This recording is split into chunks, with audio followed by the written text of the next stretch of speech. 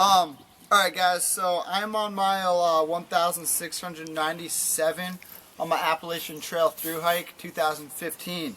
And I just got off the trail in Rutland, Vermont for a zero. I came home to my house right here, and I thought I'd give you an idea of what I've been carrying for a while and what I plan on carrying through the whites in New Hampshire. So yeah, we'll start out with what I'm wearing for clothes on the trail. I'm only carrying one pair of Darn Tough socks, and I got rid of my others. I've been doing it for a while now, and I love it. I wear them if they're wet, whatever. But Darn Tough's the way to go. These have easily over, like probably near 2,000 miles on them with the long trail AT so far, and then whatever else, and they look brand new. Then I've got my shirt, OR shirt, wicked lightweight. And my shorts, Under Armour shorts, and the visor I picked up on the trail, Calvu. I think that's how you pronounce it. And then I've got these trail runner shoes. They're A Solo, and they're called the Wildcat 3.0s, and I love them to death. This was my first pair. I had to sew them in the front there. But then what really happened is that was good to go, but the heel gave out and it started giving me blisters. So I swapped them out for the second pair that I had back at home. But these had over 800 miles on them. So real good trail shoe, highly recommend that.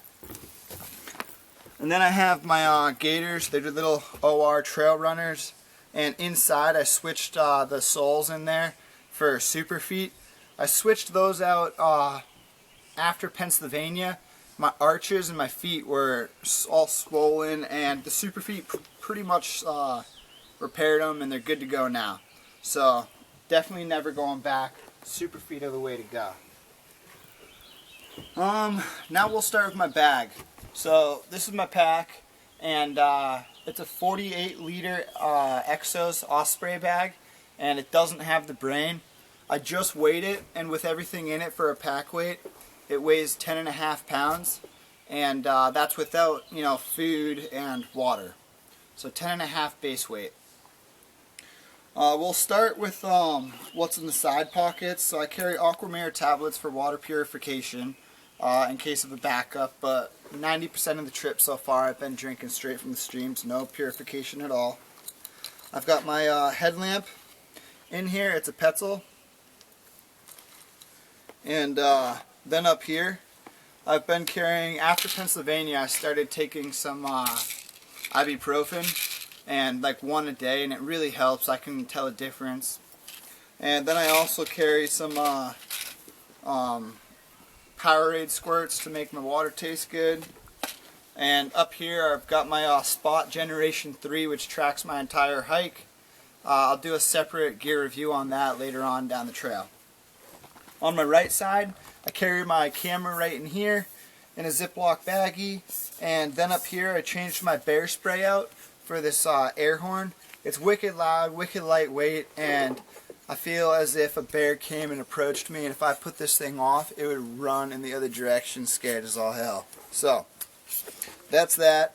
Now I'll take it off, and I'll show you how I packed the body of my bag. And before I forget, I have David Miller's guide to get me down the trail. So in the side pockets I have smart water bottles, and then I just have a bunch of snacks to get me down the trail. In the other side pocket I have another smart water bottle and some trail snacks. And when I hit the trail, I only actually keep one of my water bottles filled, which is 23.7 fluid ounces, and the other one empty. And there's so much water in the AT for me right now that I'd never worry about it. It's wicked good. Now we'll get into the mesh pocket in the front. In there, I carry my toilet paper and my hand sanitizer. I carry a bug net now, which I got from Mountain Workshop. I've only had to use it a couple times, but those few times were definitely worth it because the bugs were ridiculous out in those softwood forests. I also carry a pair of liner gloves and a ear warmer, just in case I still get those cold mornings and everything. And I don't know if I said the date already, but it's May 19th, so that's what I'm dealing with for a date. I also carry my rain cover in here, and then I switched my rain jacket out that I started with for my mom's rain jacket. It's just a lot lighter, and yeah, I just basically switched it because it's lighter, but I haven't worn it once. When it rains out, I don't even wear it because it's too hot, but this is more for the whites when I get there, because you never know what you're going to get for weather in the whites. So that's what's on the outside of my pack. And now I'll get to the body of my pack and what I'm, stored in there, which isn't much these days. This is my favorite part of the entire bag. This little draw cord, it pulls everything close into your back. Love that. What do you want me to say? Lorax. Oh, the Lorax. I can't believe I forgot the Lorax. The Lorax is always chilling on the outside of my pack, so he can see what's out there, and so I have eyes in the back. He watches out for me, but he's always chilling and enjoying the ride. So he's out there. And then the first thing I have is my mesh bag, and I'll show you what's in there. I dropped a lot of things out from when I started. It just was unnecessary gear. But I have my toothbrush, my toothpaste, travel sizes, my chapstick, Burt's Bees Island Edition, enough said. And I've actually been carrying a little iPod shuffle because I wasn't aware of it when I first initially brought it on the trail, but it has a radio and I can listen to the weather on it. And for the most part, that's all I listen to these days is the weather and maybe some talk stations. But I'm not going to lie, some tunes get me down the trail every once in a while. But yeah, I have that, which I picked up. And then I have my method of charging my electronics. I have a little USB charger and a universal charger, an iPod charger as well. And then I just have my money, my debit card, and that's everything that goes in the mesh bag. Next I have my food bag, which is very small right now. This is only going to get me 2 days down the trail because I actually plan on coming back to my house on Thursday. It's Tuesday now. So inside of here, I won't show you all the food, but I'll show you what I'm doing for my cooking set. I have my GSI outdoor cooking pot, and inside of there I have my instant coffee, gotta get that. I have my critter hang. I've been staying, I know I said I was going to stealth camp, but these days on the trail there's no one on the trail except for me, my 2 buddies, and a couple other through hikers or section hikers.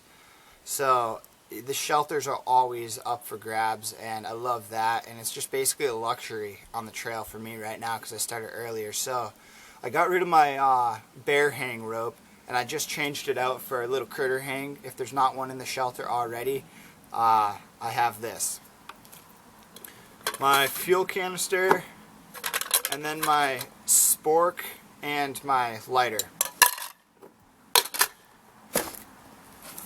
Also in my food bag, I have my coffee cup, which, I always store dinner in there to save space. And my pocket rocket, that's my stove. So that's what's in my food bag. The rest is just food, to get me down the trail, so not really important. But what is next is my Tyvek ground cloth. I actually started wrapping my dry sack with it just to add another rain barrier, because you never know when the rain's going to seep into your bag. So just another rain barrier. I'll show you what's in here real quick. I keep all my clothes that I never wear in here and my sleeping bag. getting a little buggy out here. But so for clothes, I already showed you my trail clothes, but what I have at night is my long johns and my base layer for a top, just another long john top, long sleeve. And I'm not gonna lie, I haven't been wearing these at all lately when I sleep at night, but I'm carrying them because it's basically, you know, I put them on when it gets real buggy to save my skin, but also in the whites, you never know, so I'm still carrying that. And then I have my Sierra Design Mobile Mummy 3 season. It's... Hey buddy! Yeah. Get out of the way, man. Come on. So yeah, like I said, this is the best sleeping bag ever. I will never go back to anything like the old days. You can slide your arms out of here to cook in the morning. It's got a hood, built-in hood, and it's got a two-way zipper. But I'll do another review on this later on, so I don't have to spend a lot of time mumbling about that. But it's a 30-degree bag, and I will say that I didn't really come prepared when I started the trail in February, because I found another sleeping bag in the shelter that no one claimed. Someone just left there, and I carried that. It was like a 5-pound bag, and I carried that and slept inside of that in here. So didn't really come prepared in that aspect, but it got me down the trail, and now this is perfect. It's a little too hot these days, but perfect bag. What else do I have in here? Oh, so I keep my half pad inside my my backpack, and it's just a little foam half pad, and it basically just is another waterproof barrier in my bag to keep everything important dry. And if this were to get wet, I'd simply put it under my Tibet ground cloth instead of on top, because then everything else would still be dry.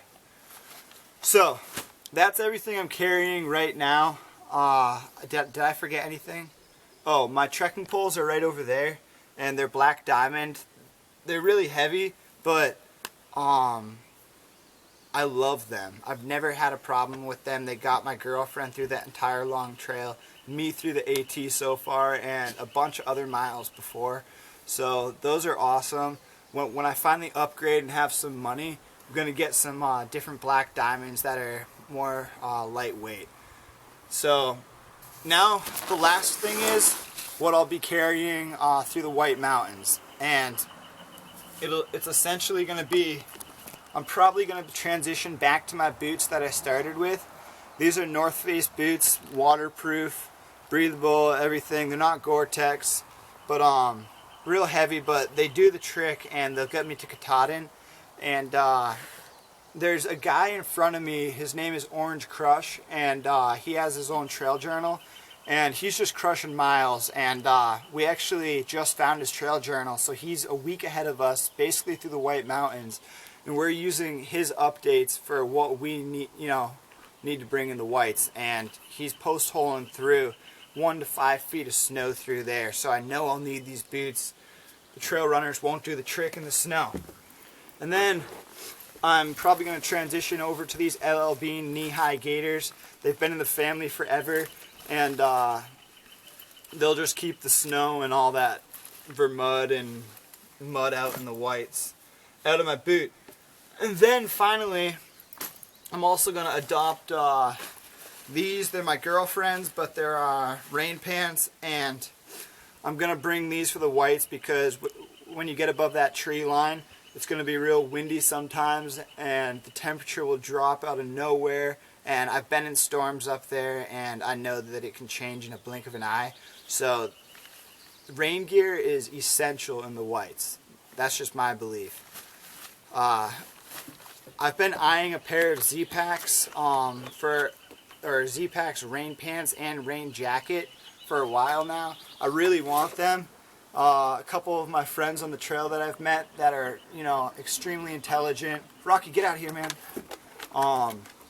they swear by Z-Packs and they hold up, so I really want to upgrade to those, but I just don't have the money these days, so hopefully I'll get them someday, but that's not really important.